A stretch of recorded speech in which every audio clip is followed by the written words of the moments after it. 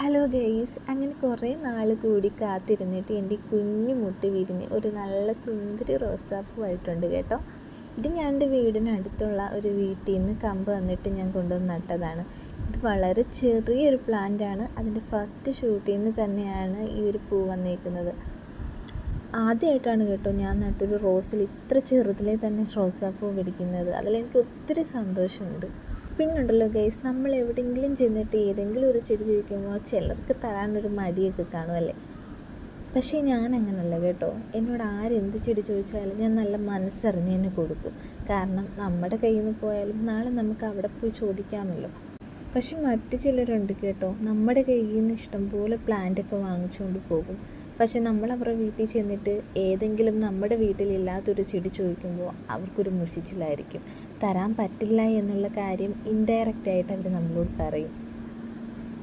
നിങ്ങൾക്ക് ഇങ്ങനെയുള്ള അനുഭവം ഉണ്ടായിട്ടുണ്ടോ? എനിക്കുണ്ട് കേട്ടോ.